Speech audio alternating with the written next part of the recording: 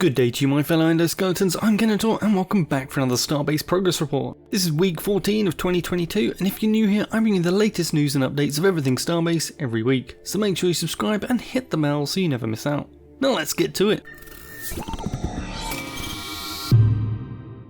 The big news for this week is that sieging finally went live on the PTU, and the game's first siege has already happened, with the community organising its own little event. We have some screenshots of the aftermath here shared by KManK on Discord. In this instance, the defenders have won and got themselves a slightly used capital ship for their efforts. It will be interesting to see how many sieges take place without the devs starting them, since it's both very time consuming to make a station as well as a capital ship. Both of these used in the first siege were actually quite small. Larger tests will need to be done before calling it a day on testing. The only dev quote I have for you this week is from RCFB on the 200km radius targeting for siege, and he says it's not anything final and it's just the first value set for testing, so no need for speculating too wildly just yet. This basically confirms what I had said last week, that we shouldn't worry too much just yet. This week's gallery is a little underwhelming in content with only decoration panels,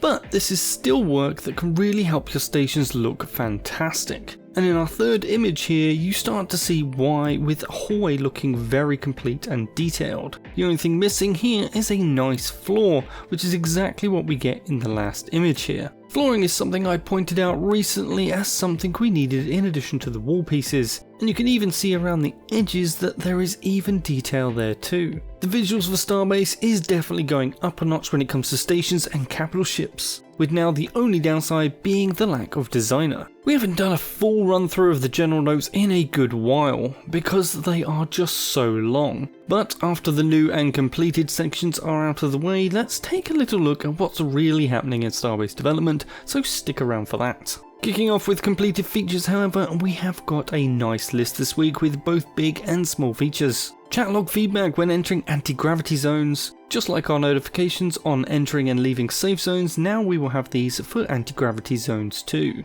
Anti-gravity zones for player moon bases. The whole safe zone area of a player moon base will now be classed as an anti-gravity area. Renaming on-ship blueprint save slots. Your edits to ships can now be saved into slots on the ship's blueprint, so they can be included in repairs from the repair hall, and this lets you name these slots. Disable lens flare effect option. Enables the disabling of the newly added lens flare. I got this wrong last time I mentioned it in confusing this with bloom effects. Please Frozen Bite, add bloom disable too. Improved carrying animations. Another animation improvement pass has been completed. Ship's durability update. This is a balance tweak to collision damage. When moving under 25 meters per second, the damage from the first impact is reduced by a lot. This should help out those who accidentally give an asteroid just a little bump while mining, and should be a bit more forgiving. However, we still do need more info on this, as what counts as first?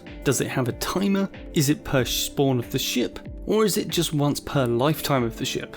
Updated heat mechanics. The entire heat system was refreshed to give more depth to its control and has generally been positively received by most of the community. Access to all halls during a siege. This is just a sub-feature of Siege that drops the access limitation to halls during a siege. Siege scheduling mechanics. This covers everything from initiating a siege to siege time slots for each station. Capture gameplay. In Siege, not only will you defend your own station from being captured, but you will also counterattack to end the siege by taking control of the opposing capital ship. Siege win condition and aftermath.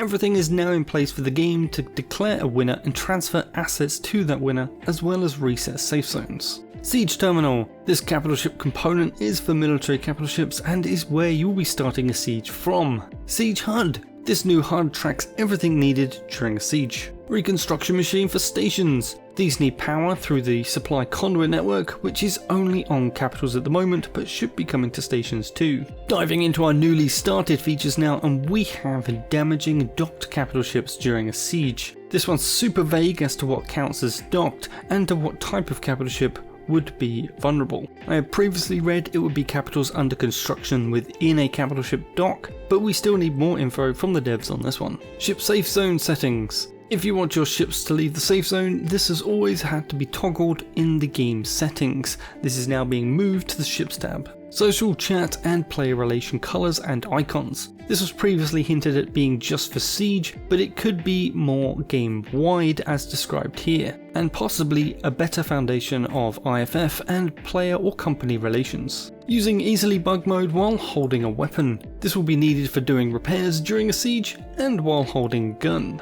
So what about the rest of the game? A lot is listed with how long they have been in progress, which in itself is loosely calculated, but it doesn't say if each feature is currently being worked on. So I'm going to run through and have a look at when they last got a time change to help maybe paint a better picture of active and inactive development. Please note that this is just a different way of looking at it and is not definitive and only based on publicly available information. My opinions on anything here is also mostly speculation, so please make up your own minds. Now on with the show, and first up is moons. From a general outlook, it seems moons and moon mining has been somewhat left by the wayside, so they can work on caps and siege instead. But this may be a good thing, as siege testing can now be done while they switch back and finish the moons. The biggest wait times on progress here are mineable moon rocks, Boon City apartment rentals, a feature which we still know nothing about or have a reason to use yet,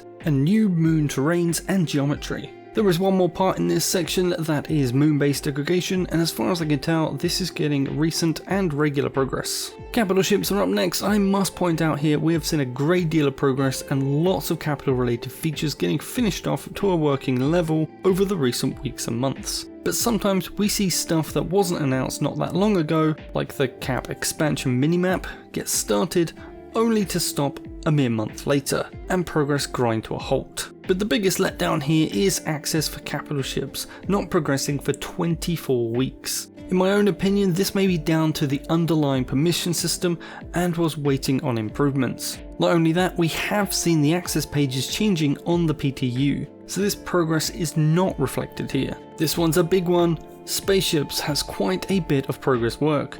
Deeds have certainly seen a drop in priority, with the hacked and test fly deed untouched for months now, but ownership and salvage deeds are back in active development. Sadly, it's the same with blueprint ships. They were so close to being done and were in the final stage of QA testing, but that was 5.5 months ago now.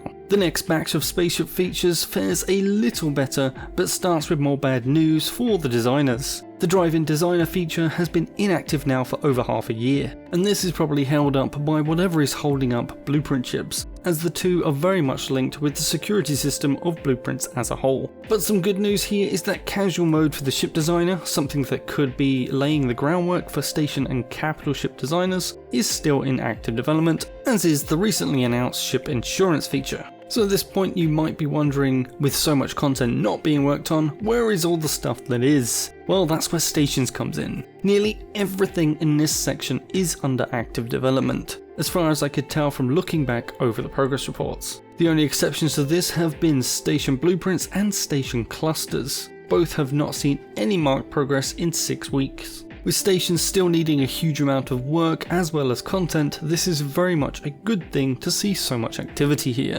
Devices and tools is up next and is a mixed bag of progress overall. We can see furnaces for alloys is very active, and predictably so, since they will be needing this for capital ships. And salvagers will be happy the recycling tool is still on the way. Our first big hit here for anyone wanting factories though is the blueprint projector being idle for over 7 months. And this is another device linked to the much delayed blueprint ships. We have 2 more for this section, and both are surprising here. We see no marked work on grid displays for a month, but they seem to have snuck into the most recent patch on the PTU, and do in fact work. The other is device overheat VFX. It seems this was something being worked on to come in with the heat update, but was either stopped or ran into issues 12 weeks ago. And don't worry, I've not forgotten about PvP enthusiasts out there. In combat, we can see that general balance is still being worked on, but we shouldn't see any major changes anytime soon, with both armor balancing and the new ball turrets seeing no work for many weeks now. Resurrections with Endo Kit seems to be making some progress,